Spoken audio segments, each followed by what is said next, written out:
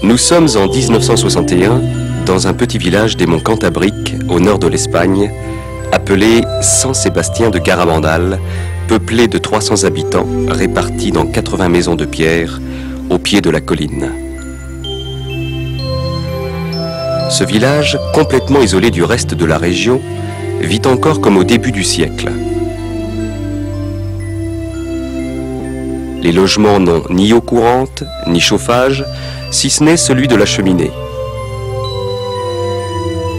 Quant à l'électricité, elle n'est fournie que quelques heures le soir, et les équipements modernes comme la voiture, la télévision ou le téléphone font défaut. En effet, dans tout le village, on ne trouve pas un seul moteur. Les habitants subsistent en élevant du bétail et sont obligés de marcher plus d'1 heure pour arriver aux alpages.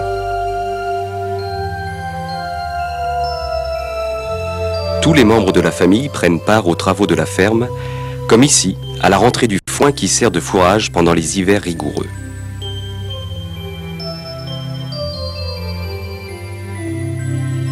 Garabandal est le plus pauvre village de la région, mais un des plus religieux. Par exemple, chaque jour, une femme parcourt les ruelles en sonnant une clochette pour rappeler aux villageois de prier pour les morts.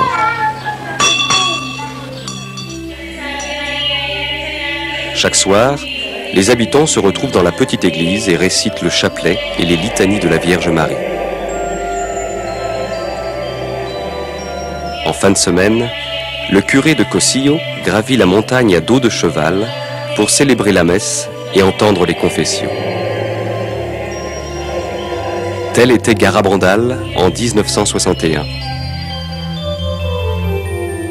Un simple hameau cantabrique qui n'avait pas évolué depuis des décennies, voire des siècles, et où, selon la sagesse populaire, les choses n'étaient pas prêtes de changer. Les enfants grandissaient heureux dans leur montagne, parmi eux 4 fillettes, que rien ne distinguait des autres, allaient vivre une aventure hors du commun. Conchita González, 12 ans, Maricruz González, 11 ans, Jacinta González, 12 ans, et Marie-Loli Masson, 12 ans. Malgré un nom patronymique commun, les 3 premières ne sont pas sœurs et n'ont entre elles aucun cousinage au premier degré. Il faisait encore jour en ce début de soirée du 18 juin 1961 lorsque les 4 petites filles décident de s'amuser un peu en allant chipper quelques pommes dans l'arbre de l'instituteur à la sortie du village. Riant de plaisir, elles chapardent les pommes et se réfugient dans un sentier vaché escarpé menant à une pinède qui domine le village. Assises, mangeant les fruits défendus, les fillettes entendent soudain comme un coup de tonnerre.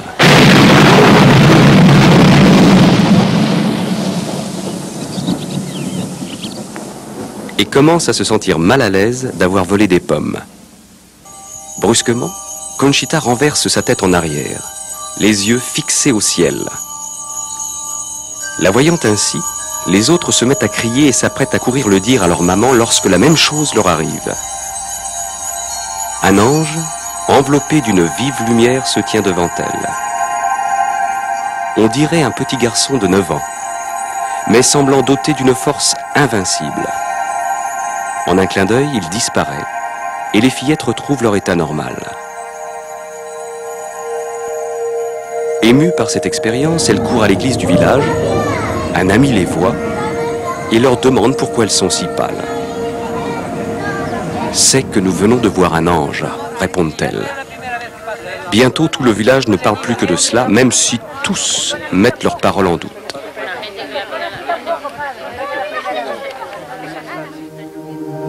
Les jours suivants, les fillettes revoient l'ange et le 1er juillet, celui-ci leur déclare « Savez-vous pourquoi je suis venu ? Pour vous annoncer que demain, la Vierge Marie, vous apparaîtra sous le vocable de Notre-Dame du Mont Carmel.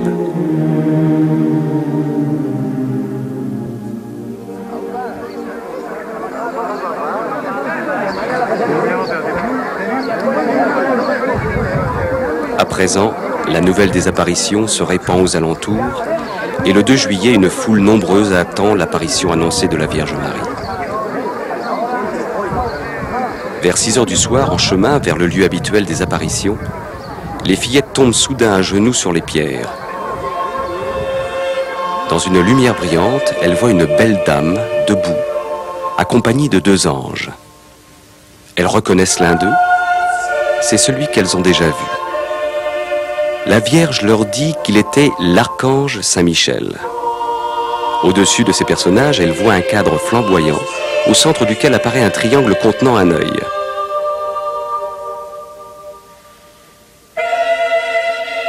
Sans aucune crainte, les fillettes parlent avec la dame. Elles parlent de leur famille, des prêtres présents, des travaux ménagers ou des chants. La dame leur sourit.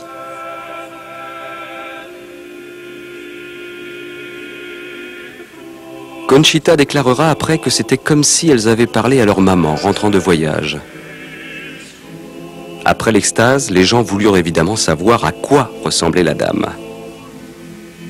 Dans son journal, Conchita l'a décrite ainsi.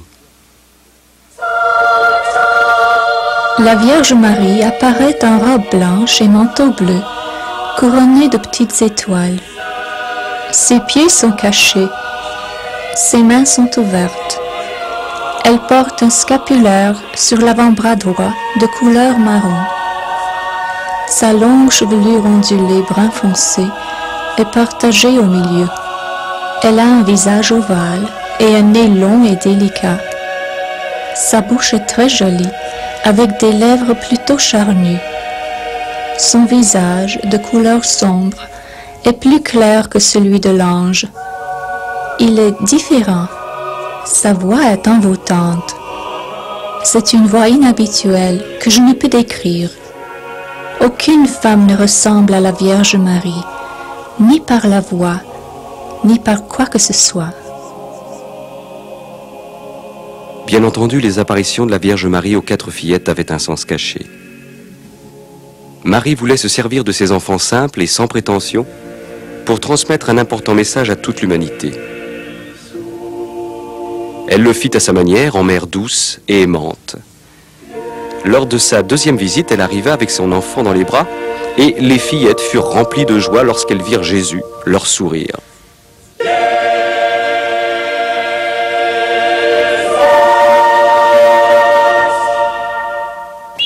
Au cours des premières apparitions, les fillettes présentèrent à la dame des petits cailloux.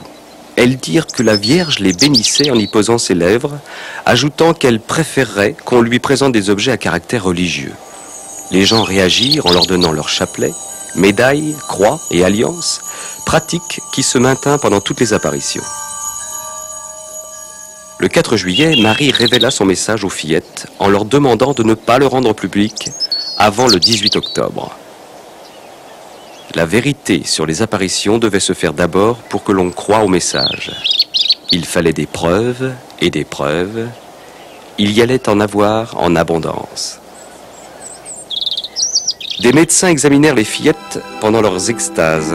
Ils constatèrent que leur corps était dur, ni chaud, ni froid, insensible à la douleur, et subissait une incroyable augmentation de poids. 2 hommes, jeunes et forts, avaient de la peine à soulever l'une des fillettes alors qu'elles se soulevaient mutuellement sans effort pour pouvoir embrasser la dame. Elles étaient prévenues qu'elles allaient avoir une apparition par 3 appels intérieurs successifs de plus en plus fortement ressentis. Après le dernier appel, elles s'élançaient avec une jubilation visible vers le rendez-vous céleste. Les appels arrivaient à toute heure du jour et de la nuit, mais si les fillettes allaient se coucher, la Vierge ne venait pas. Conchita dut rester éveillée tard, bien des fois, à attendre le dernier appel de la Vierge. Vers fin juillet, le nombre des apparitions augmenta jusqu'à 2 par jour et plus, chaque extase durant entre 10 minutes et plusieurs heures.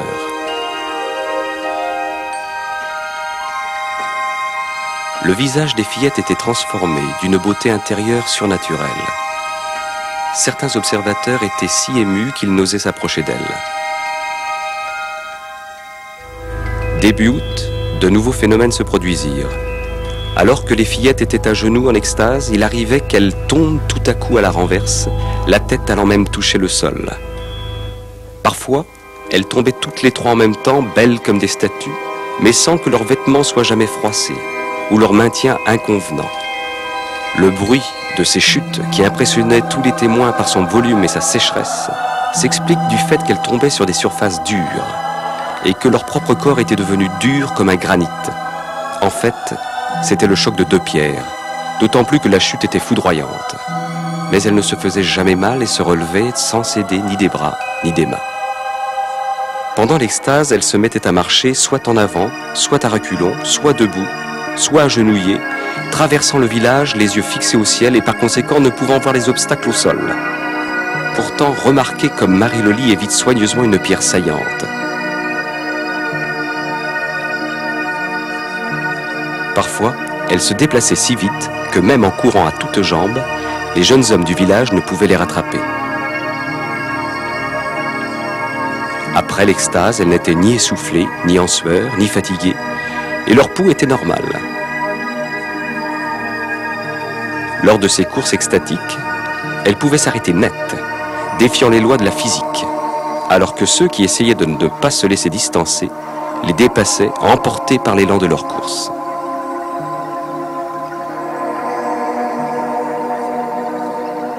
Les fillettes avaient constamment un crucifix à la main, crucifix qu'elles tendaient aux spectateurs pour qu'ils le vénèrent. Elles ne savaient pas toujours qui avait posé ses lèvres sur la croix, car pendant l'extase, elles ne voyaient qu'elles-mêmes et l'apparition. Sur ordre de la Vierge, elles tendaient le crucifix à celui ou celle que Marie leur désignait oralement. Un jour, après une extase, Conchita apprit que tous ceux qui avaient baisé la croix étaient des prêtres en civil.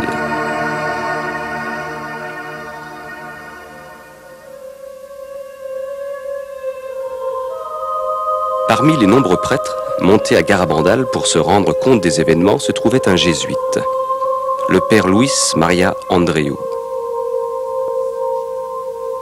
C'était un jeune et brillant professeur de théologie qui passait pour un saint prêtre. Lors de sa première venue au village, le père Andreu était sceptique. Mais après avoir observé de près les fillettes en extase, il comprit qu'il se passait là quelque chose de sérieux. Cette nuit-là, il était dans la foule et observait les voyantes en extase dans la Pinède, où avaient souvent lieu les apparitions.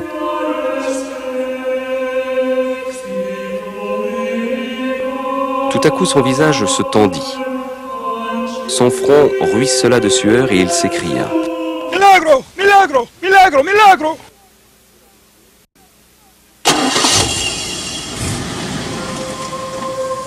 Le lendemain, à l'aube, sur la route du retour avec ses amis, il déclara « Quel cadeau m'a fait la Sainte Vierge! Comme nous avons de la chance d'avoir une mère comme elle dans le ciel. C'est le jour le plus heureux de ma vie. » Puis, il toussa légèrement et sa tête retomba sur sa poitrine. Le père Andreu était mort. Or, on ne lui connaissait aucune maladie. Au cours d'une autre apparition, la Vierge dit aux fillettes que le 8 août, le père Andreu non seulement l'avait vue, elle, Marie, mais avait eu aussi la vision du grand miracle à venir.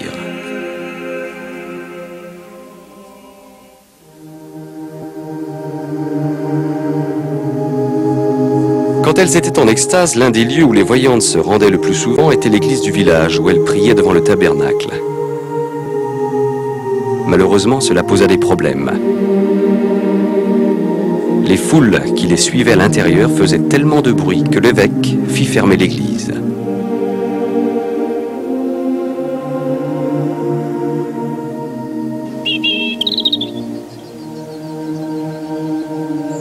En obéissance à l'évêque, Marie n'amena plus les fillettes à l'intérieur.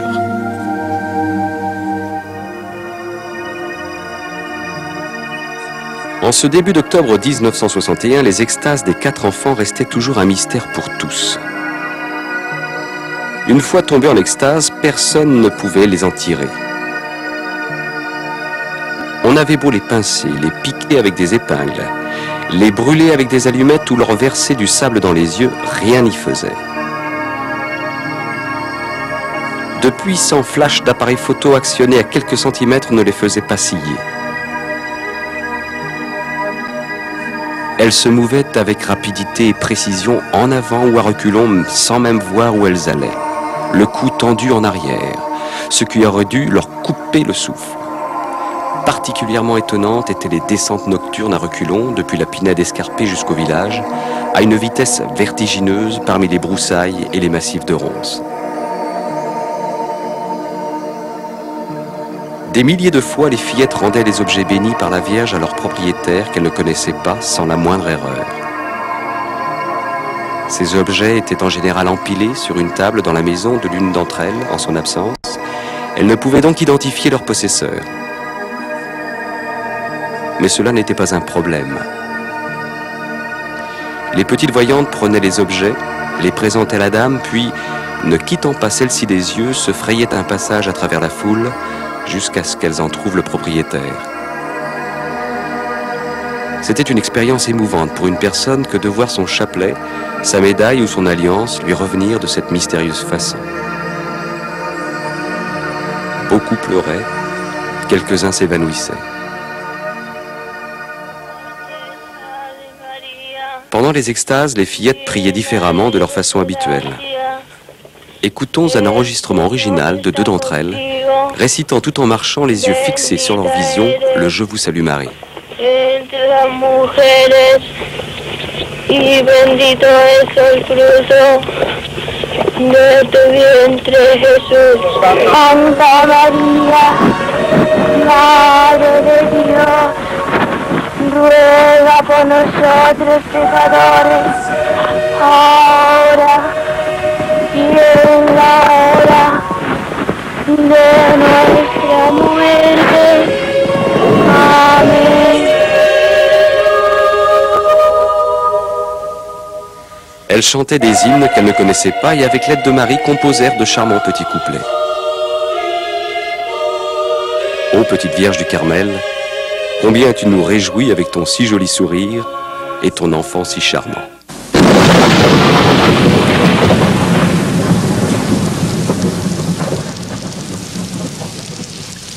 Le 18 octobre arriva, jour que les fillettes avaient annoncé comme étant celui où elles allaient donner le message de la Vierge. C'était un jour épouvantable, avec coups de tonnerre, éclairs et pluie glaciale. Des centaines de gens avaient fait l'effort de venir, espérant assister à un événement important. Le temps s'écoulait, interminable. Beaucoup, trempés, frigorifiés, découragés, partaient. Enfin, près de la Pinède, les voyants d'une petite voix tremblotante lisent ensemble le message. Comme la foule n'entend pas, un homme le relit à haute voix. Nous devons faire beaucoup de sacrifices, beaucoup pénitence, visiter fréquemment le Saint-Sacrement.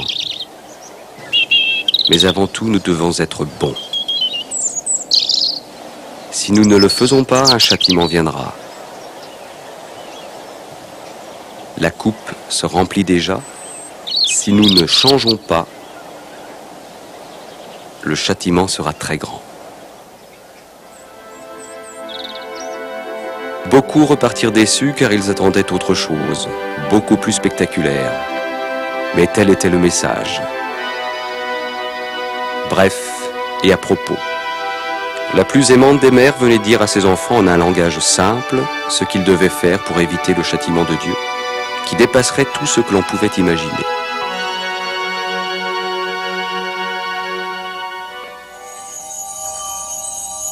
Les extases des fillettes se poursuivirent pendant les mois d'hiver. À toute heure du jour ou de la nuit, elles recevaient les appels. Les injonctions de la Vierge Marie à la conversion, au changement de vie par la pénitence et les sacrifices étaient graves. Dès qu'elles tombaient en extase, les fillettes ne sentaient plus rien. Lors d'une forte tempête de neige, des amoncellements de neige se formèrent sur les bras tendus de Conchita. Elle restait impassible. Une autre fois, elle ne réagit pas à l'impact des grêlons qui frappaient de plein fouet ses yeux grands ouverts. Durant le printemps et l'été 1962, les visites de la Vierge et de Saint-Michel se poursuivirent. S'il n'y avait pas de prêtre disponible au village pour donner la communion aux fillettes, Saint-Michel la leur apportait. L'hostie était seulement visible pour elles. Il leur apprit à la recevoir avec respect. D'abord à bien se préparer, puis à communier et enfin à faire l'action de grâce. Mais les prêtres étaient sceptiques sur ces communions invisibles pour le public. Comment pouvait-elle recevoir la communion d'un ange alors que seul un prêtre avait le pouvoir de consécration? Les fillettes posèrent la question à l'ange. Il leur dit qu'il prenait les hosties dans les tabernacles de la terre.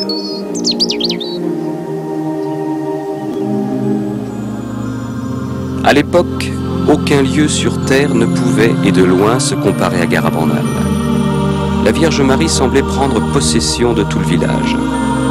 Elle guidait les fillettes en extase pour descendre chaque rue. Parfois, elle chantait le rosaire en marchant avec la foule qui les suivait. Elles entraient dans chaque foyer. Lorsqu'elles arrivaient à une maison où un malade était alité, elles s'agenouillaient et priaient, présentant le crucifix au malade. Si elles arrivaient à la maison d'une veuve ou d'un veuf, elles priaient devant une photo du défunt ou faisaient le signe de croix sur l'oreiller du lit vide. Elles posaient le crucifix sur la bouche des nouveau-nés. Elles se rendaient aussi au cimetière et tendaient le crucifix à travers les barreaux de la grille.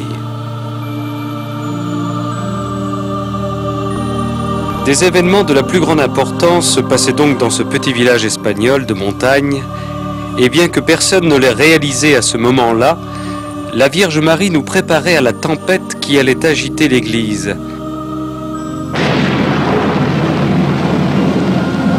Elle était venue réaffirmer en personne tous les principes enseignés par l'Église et tout ce qu'elle dit aux fillettes s'adressait à tous les chrétiens. Pendant l'extase, les fillettes priaient dans toutes les positions, à genoux, debout, assises, marchant ou allongées. La Vierge nous rappelait que nous pouvons toujours être avec Dieu et avec elle où que nous soyons et quoi que nous fassions. Notre Seigneur et notre Mère du Ciel veulent être associés à tout ce que nous faisons, que nous travaillons à la maison, au bureau ou au volant de notre voiture. Lorsque les taxis qui amenaient les gens à Garabandal étaient stationnés dans le village, les fillettes en extase venaient avec leur crucifix et faisaient le signe de croix sur les pare-brises. Tout avait son importance pour Marie. Elle s'intéresse même à nos vaches, déclara Marie-Loli après une extase. Par l'intermédiaire des enfants, Marie nous a appris comment agir envers notre prochain. Si l'une d'elles perdait sa chaussure au cours d'une marche extatique sur le terrain accidenté, la Vierge demandait que l'une d'entre elles la remette à son amie. Parfois, alors qu'elles marchaient deux par deux en traversant le village, elles se séparaient, chacune prenant un itinéraire différent, mais toutes deux restaient en extase, et lorsqu'elles se retrouvaient, elles s'embrassaient. Chaque fois qu'elles marchaient ensemble, elles allaient bras dessus, bras dessous, ou main dans la main. Qui donc était cette dame de lumière qui agissait de manière si simple et si puissante à la fois dans le petit hameau des montagnes de Garabandal? Ceux qui n'ont jamais tout à fait compris son rôle n'avaient qu'à regarder le crucifix qu'elle demandait aux fillettes de présenter aux assistants. Elle était la mère du Christ et n'avait qu'un désir: nous conduire à son Fils Jésus, sauveur de l'humanité.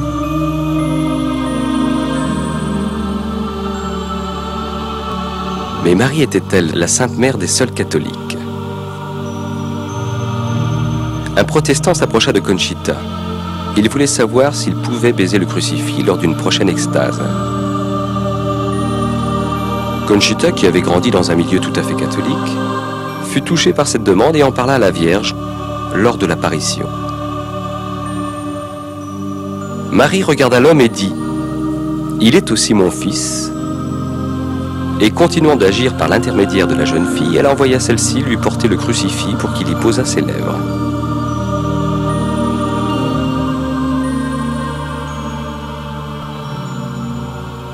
Tout ce que les fillettes vivaient alors devait leur paraître avoir un avant-goût du ciel. Mais le ciel n'était pas pour tout de suite. Les enfants, comme nous tous, devaient continuer à vivre au fil des jours dans la réalité d'un monde de plus en plus malade. Dans les annales de Garabandal, les 19 et 20 juin 1962 sont deux nuits que l'on n'est pas près d'oublier. On entendit les fillettes en extase crier de peur. Le voile se leva et leur fut donné d'entrevoir des événements futurs. Elles virent des désordres partout. L'Église persécutée dans le monde dominé par le communisme. Elles apprirent qu'au moment où les choses seraient au plus mal, Dieu enverrait un avertissement surnaturel que tout être humain verrait et ressentirait. Puis, bien que la Vierge fût présente dans leur vision, elles furent terrifiées à la vue des châtiments futurs que Dieu pourrait envoyer si le monde ne changeait pas après l'avertissement. Et le grand miracle, qui moins d'un an après le suivra. À la demande de la Vierge, les villageois présents, c'est-à-dire pratiquement tout le village, se tenaient à distance. Mais ils furent si troublés par les cris des fillettes que le lendemain, tous allèrent se confesser et communier.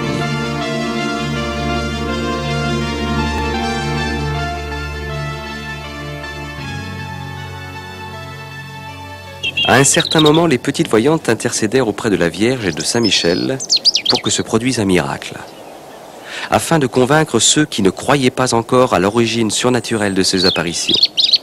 Ainsi, Saint-Michel dit à Conchita qu'à une date indiquée par la Vierge, l'hostie qui demeurait invisible aux yeux des spectateurs lorsqu'elle communiait des mains de l'ange, ce jour-là serait visible. Conchita trouva que c'était un bien petit miracle. Elle mit la groucou en patois, parce qu'elle pensait que l'assistance voyait l'hostie quand elle la recevait.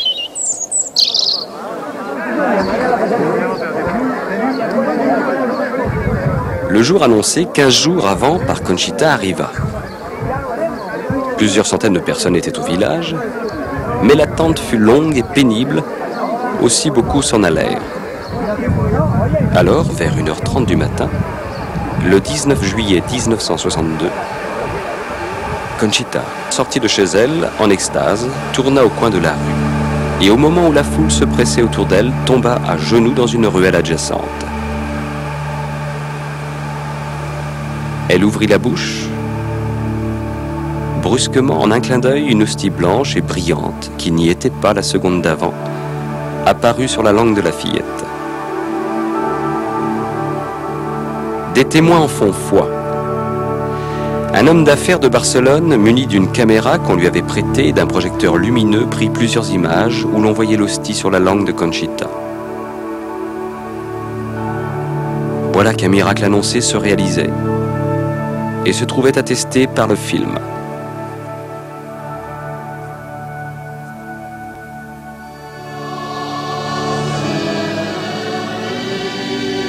En décembre 1961, à 1500 km de Garabandal, un autre événement allait avoir des répercussions au sein de l'Église.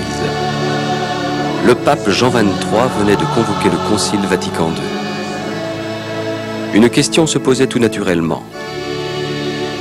Y avait-il un lien quelconque entre cet événement ecclésial si important et les faits remarquables qui se produisaient dans le minuscule village des Monts-Cantabriques? Oui, quant à la simultanéité, la durée dans le temps et les concordances des dates, 1961, 1965, oui encore, car la Vierge en parlera souvent aux voyantes. Par exemple, en état d'extase, on entendait une fois Conchita répéter les paroles de la Vierge. « Ah, le concile sera le plus grand de tous les conciles. Ce sera un succès, c'est bien. Et aussi on vous connaîtra mieux, et vous vous réjouirez encore davantage. » En janvier 1963, les visions avaient cessé pour Marie-Loli, Jacinta et Marie-Cruz. Seule, Conchita continua d'en avoir, mais elle se faisait de plus rare et plus espacée. Cependant, Conchita et Marie-Loli se mirent à avoir des locutions. Une locution est une voix intérieure, sans effet visuel.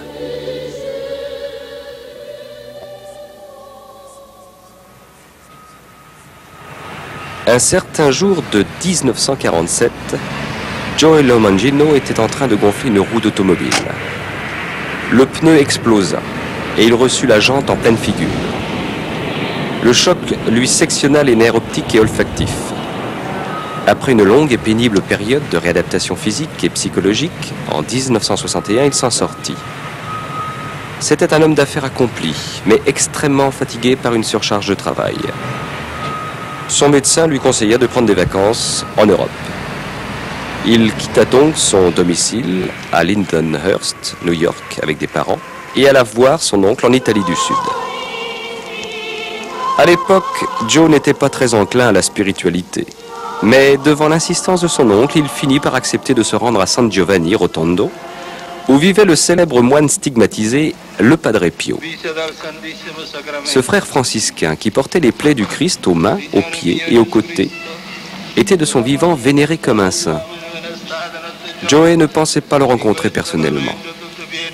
Or, à la fin de la messe, il se trouva dans une pièce avec d'autres hommes, attendant que Padre Pio les bénisse en passant. As Father Pio came into the room, we all knelt down and received his blessing. And Father Pio was coming. Lorsque Padre Pio entra dans la pièce, par le côté gauche, nous nous mîmes tous à genoux pour recevoir sa bénédiction. Tout à coup, j'entendis des genoux toucher le sol et je me demandais ce qui se passait. Le Père Pio s'étant agenouillé, il me prit dans ses bras, il m'embrassa sur le front, il me dit « Joey, je suis si heureux de te voir ». Mon oncle me dit que c'était Padre Pio qui m'embrassait. Je ne savais que dire, parce que j'étais quasiment le dernier arrivé et personne n'était au courant que je devais venir ici. Même moi, je ne savais pas que j'allais voir Padre Pio. Joey fut profondément impressionné. 2 ans plus tard, il retournait à San Giovanni. Cette fois-ci, il décida d'aller se confesser à Padre Pio. I went into Father Pio. Je me dirigeais vers le confessionnal du Padre Pio et m'agenouillais sur le banc. Le Padre Pio s'était assis juste en face de moi. Il me prit par la main, comme ça, et ça m'étonna un peu parce que j'étais habitué au confessionnal américain, avec la grille. Il me dit alors en italien, « Joey, confesse-toi ». Mais pour être tout à fait honnête avec vous, je dois dire que j'étais embarrassé parce que je ne menais pas une vie droite. J'étais bouche bée et je ne savais que dire. Alors Padre Pio me prit par la main, comme ça, et me redit « Confesse-toi ». À nouveau, j'eus beaucoup de mal à lui parler.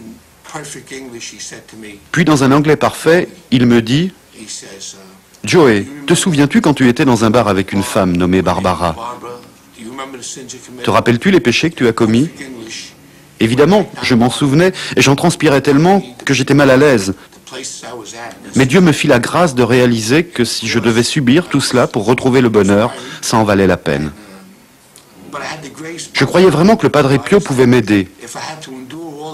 Alors bien sûr, quand il mit à jour tous mes péchés, et j'avais l'impression qu'il y en avait des milliers, il me dit en italien, « Le regrettes-tu » Je répondis, « Oui, je le regrette. » Alors il me donna l'absolution et mes yeux se mirent à rouler dans mes orbites. Je me frottais les yeux, comme ça. J'avais la tête qui tournait comme une girouette. Je ne cessais de me frotter les yeux et ma tête ne cessait de tourner.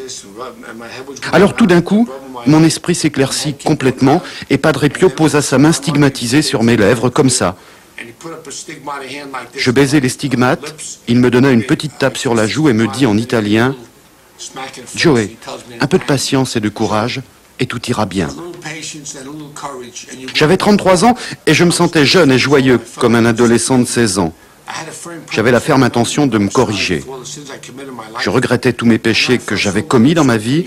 Je me sentais si bien et si purifié que je ne voulais avoir de contact avec personne, de peur qu'en parlant, je perde la grâce reçue. Mais une autre grâce était encore réservée à Joey, lorsqu'il s'agenouilla avec les autres hommes pour recevoir la bénédiction de Padre Pio. Lorsque je fus blessé ici, En 1947, je perdis l'odorat et on m'a suturé tout le long. J'avais une fracture de 7 cm et demi en haut du visage. Je perdis non seulement la vue, mais aussi l'odorat. Aussi, lorsque je m'agenouillais pour que Padre Pio me bénisse et que je sentis brusquement une forte bouffée de parfum de rose qui émanait de ses mains, je sursautais sous la violence et la nouveauté de la sensation et me plaquais contre le mur, les bras en l'air, comme ça, pour me protéger. Je ne savais pas ce qui m'arrivait. Padre Pio baissa ma main et me dit en italien « Joey, n'aie pas peur ». Et il me toucha comme ça le bout du nez et je retrouvai l'odorat que j'avais perdu depuis mon accident en juin 47, 16 ans auparavant. La paix et la joie envahirent Joey et il ne voulait pas quitter San Giovanni. Mais son compagnon de voyage lui rappela qu'ils avaient convenu de passer une partie de leurs vacances à un endroit nommé Garabandal. Lorsque Mario me rappela que nous devions partir pour Garabandal, je dis « Mario, comment sais-tu que c'est vrai ? Ce n'est peut-être pas une véritable apparition, c'est peut-être un piège du démon pour me faire perdre les grâces que je viens de recevoir. Allons demander à Padre Pio ce qu'il en pense. » « D'accord, dit-il. » Bien entendu, les prêtres chez Padre Pio nous accueillaient toujours merveilleusement. Nous allâmes donc les voir et je leur dis « Je voudrais parler à Padre Pio. Est-ce possible ?» Le prêtre répondit « Mais oui, Joey. » Alors nous avons pris rendez-vous et sommes revenus dans la journée. Nous saluâmes Padre Pio dans le cloître, je m'agenouillai et demandai « Padre Pio, est-ce vrai que la Vierge apparaît aux 4 petites fillettes de Garabandal ?» Il répondit « Oui ». Et je dis « Padre Pio, dois-je y aller ?» Il répondit « Mais oui, pourquoi pas ?» C'est comme ça que tout s'est passé, ayant reçu l'assurance de Padre Pio qu'effectivement la Vierge apparaissait et qu'il me permettait d'y aller. Je n'ai plus eu peur et j'y suis allé.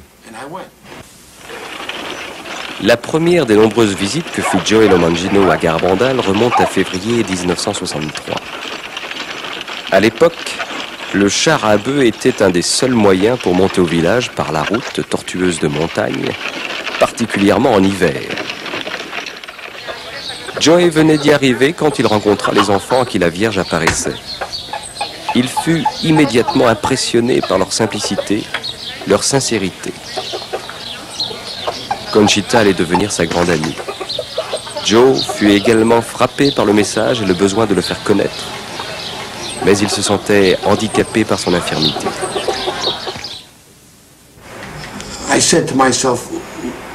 Je me dis, que puis-je faire pour que le Padre Pio et Garabandal soient mieux connus dans le monde? Que puis-je donc faire? Que peut bien faire un aveugle? J'étais si timoré qu'enfant à l'école, je n'étais jamais monté sur l'estrade. Joey rentra chez lui. Il y avait un album de photos avec des légendes en braille sur Padre Pio et les fillettes de Garabandal en extase. Il partit faire le tour de ses parents et amis pour leur parler du fameux stigmatisé et des événements extraordinaires de Garabandal. Cette première démarche était une graine qui allait donner des fruits d'apostolat dans le monde.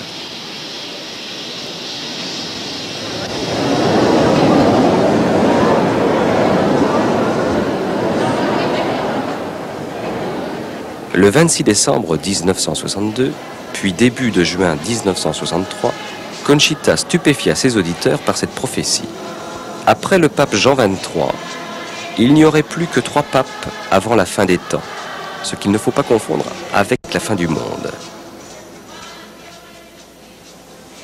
Le 19 mars 1964, fête de Saint-Joseph, Conchita eut une locution dans la Pinède. La Vierge lui dit que le jour du grand miracle, Joey Lomangino retrouverait définitivement la vue.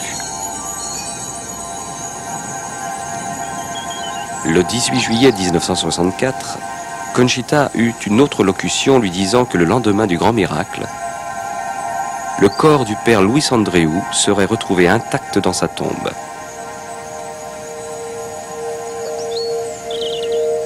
Au tout début janvier 1965, Conchita eut une extase de 2 heures près des pins, au cours de laquelle la Vierge lui révéla la nature de l'avertissement que Dieu enverra pour purifier le monde précédant le grand miracle. Elle dit également à Conchita que le monde n'ayant pas réagi à son premier message, elle en donnerait un deuxième et dernier, le 18 juin 1965, par l'intermédiaire de Saint Michel.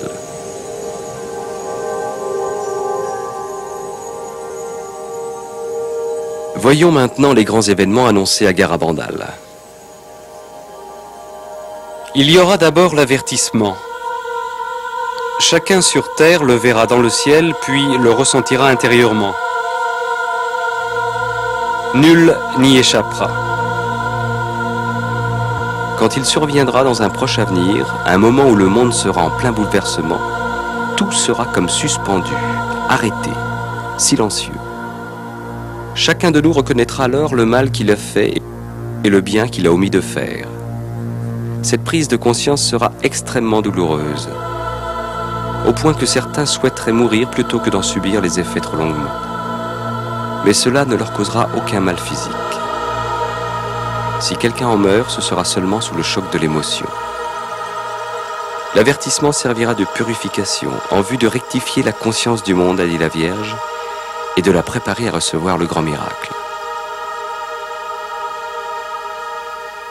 Ce grand miracle se produira au-dessus de la Pinède, un jeudi soir, à 8h30 entre les 8 et 16 inclus de mars, avril ou mai.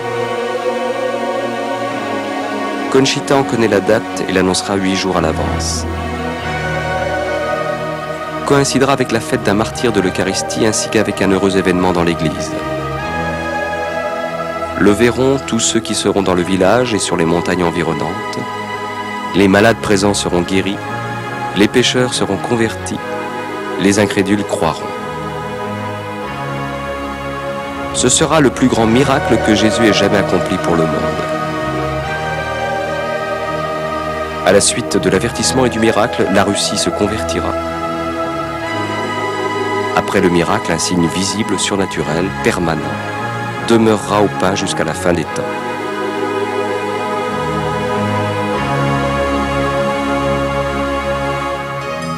Si le monde ne change pas après ce miracle, Dieu enverra le châtiment.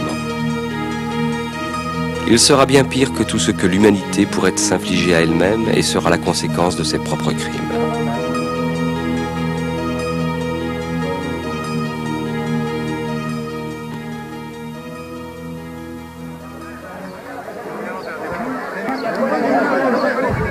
Le 18 juin 1965, quelques milliers de personnes avaient envahi le village de Garabandal pour assister à l'extase de Conchita et entendre le deuxième et dernier message de la Vierge.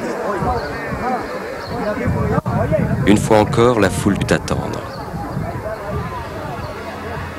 Tard, dans la nuit, Conchita entra en extase. Elle tendit la croix aux lèvres de 3 personnes, puis Saint Michel lui transmit le message.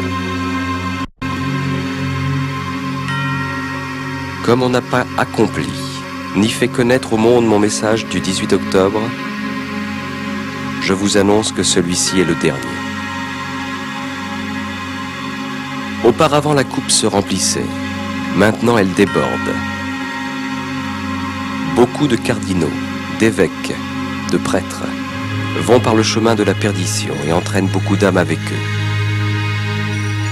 On donne de moins en moins d'importance à l'Eucharistie. Vous devez éviter par vos efforts la colère de Dieu sur vous.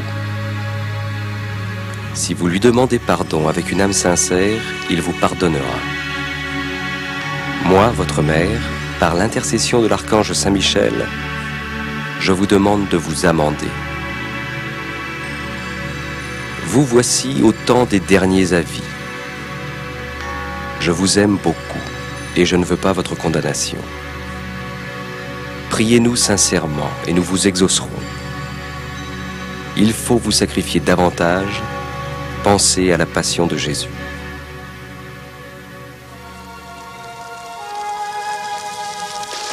Le 13 novembre 1965 fut à la fois un jour de joie et de tristesse pour Conchita. La Vierge lui apparut avec son enfant, mais ce sera la dernière fois. Comme Marie l'avait précisé, ce devait être une apparition spéciale, où elle bénirait par un baiser des objets religieux, et Conchita en avait beaucoup avec elle. Après avoir baisé les objets, la Vierge déclara: « Par ces objets ainsi bénis, par moi, mon fils accomplira les prodiges. Distribuez-les aux autres. Parle-moi, Conchita. Parle-moi de mes enfants de la terre. je les protège tous sous mon manteau. C'est la dernière fois que tu me vois ici. Mais je serai toujours avec toi et avec tous mes enfants. Conchita, pourquoi ne viens-tu pas plus souvent rendre visite à mon fils qui est dans le tabernacle? Il t'attend jour et nuit. Conchita dit à la Vierge, « Je suis si heureuse quand je vous vois tous les deux. Pourquoi ne m'emmenez-vous pas au ciel avec vous ?» Elle répondit, « Te souviens-tu de ce que je t'ai dit le jour de ta fête patronale? Lorsque tu te présenteras devant Dieu, tes mains devront être remplies de bonnes actions accomplies pour tes frères et pour la gloire de Dieu. Pour l'instant, tes mains sont vides. »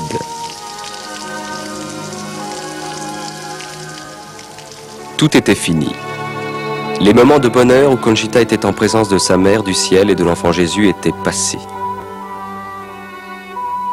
Bien qu'elle continuait à sentir leur présence.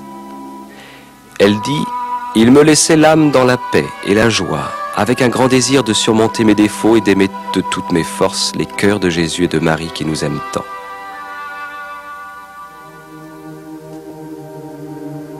Ce que la Vierge avait dit des objets sur lesquels elle avait posé un baiser se réalisa. On continue de rapporter des guérisons physiques et d'autres faveurs survenues dans diverses parties du monde. Beaucoup proviennent d'une médaille que Conchita donna à Joe Lomangino. Elle a été vénérée par des milliers de gens dans diverses parties du monde au cours de nombreuses années d'apostolat de Joe. Que dit la science médicale des extases des petites voyantes? Plus de 40 médecins de différentes disciplines ont examiné les fillettes avant, pendant et après leurs extases. Le docteur Celestino Ortiz, pédiatre à Santander, les a observées 22 jours consécutifs. Quand elles n'étaient pas en extase, il les trouvait normales et équilibrées. Il conclut son étude en déclarant « Nous ne trouvons aucune explication convaincante à de tels phénomènes. Garder le silence serait de la pure lâcheté scientifique. » Le docteur Ricardo Puncerno, neuropsychiatre, de renommée internationale, alors au sommet de sa carrière, effectua les séries de tests les plus approfondis sur les fillettes sur une période de 12 jours. Ses conclusions? La quantité et la qualité des phénomènes défient toute explication naturelle. Il déclare: d'un point de vue strictement scientifique, on ne peut nier la possibilité d'une cause surnaturelle dans tous ces phénomènes.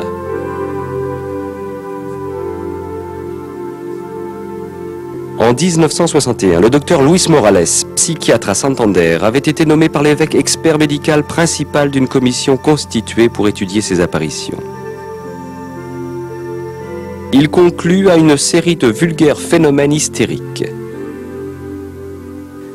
Par la suite, le docteur Morales fit la une des journaux lorsqu'il revint sur ses déclarations initiales.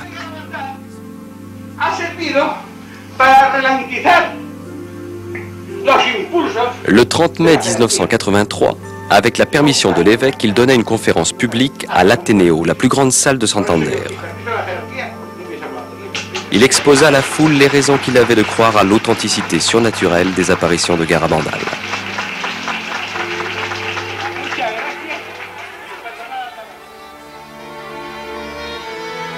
Dès les premiers jours des apparitions, les fillettes voulurent entrer dans la vie religieuse. Mais cela ne devait pas être. Pendant qu'elle était en pension chez les carmélites missionnaires, Conchita eut une locution avec Jésus. Il lui dit qu'il ne désirait pas qu'elle se fasse religieuse, mais qu'elle reste dans le monde pour porter témoignage.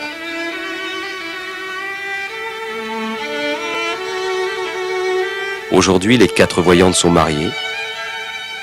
Conchita, Marie-Loli et Jacinta ont épousé des Américains et vivent aux États-Unis. Marie-Cruz est restée en Espagne et a épousé Ignacio Caballero en 1971. Ils vivent maintenant à Avilés et ont 4 enfants. En 1973, Conchita épousa Patrick Kina de New York, où ils vivent actuellement avec leurs 4 enfants. En 1974, Marie-Loli épousa Francis Lafleur du Massachusetts. Ils ont 3 enfants.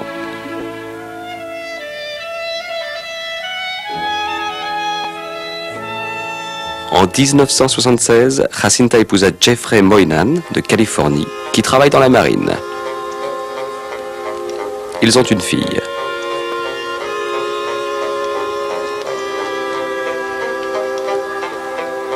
En 1977, Joey Lomangino, âgé de 47 ans, surprit tous ses amis en se mariant. Il épousa Marilyn Luther du Michigan et ont 2 fils, Joseph et John. Joey poursuit son œuvre apostolique depuis New York.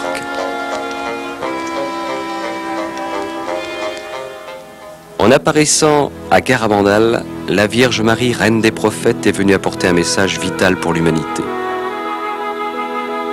Au passage, elle mit l'accent sur certains aspects de la pratique religieuse. Par exemple, l'importance du Saint-Sacrement fut soulignée par Saint Michel, donnant aux fillettes la communion invisible. La preuve de la vérité surnaturelle des apparitions par le miracle de la communion visible, El Milagruku. L'insistance de Marie pour que le croyant fasse de fréquentes visites au Saint-Sacrement. Quand les fillettes sortaient en extase de l'église, elles ne tournaient jamais le dos au tabernacle, elles sortaient à reculons. Dans ces 2 messages, la Vierge rappelle l'importance de la présence réelle du Seigneur dans l'hostie. Tant que durèrent les événements, Marie ne cessa d'exhorter les fillettes à prier pour les prêtres. La Vierge a choisi d'apparaître à Garabandal comme Notre-Dame du Mont-Carmel, titre étroitement lié au scapulaire brun. Elle parla de l'importance qu'il avait et le portait à son poignet lors des apparitions. Le scapulaire est un signe de consécration à la Mère de Dieu. Ceux qui le portent avec foi et dévotion peuvent être assurés de sa maternelle protection à l'époque où nous vivons. La prière et le chapelet occupent une place importante dans les événements de Garabandal. Elle tint à leur apprendre le sens des mystères du rosaire, la façon de prier, lentement, en pensant à chaque mot. Dès qu'elle le surent correctement, Marie se joignit à elle, « Ô gloire soit au Père ». La signification des objets sacramentaux tels que les crucifix, les chapelets, les médailles et alliances matrimoniales se trouvait renforcée par le désir de la Vierge de les baiser et de leur conférer des pouvoirs spéciaux de guérison et de conversion. Le message de Garabandal est la solution du ciel aux crises de notre temps. Désormais, tout dépend de nous et notre réponse sera déterminante pour l'avenir de notre génération.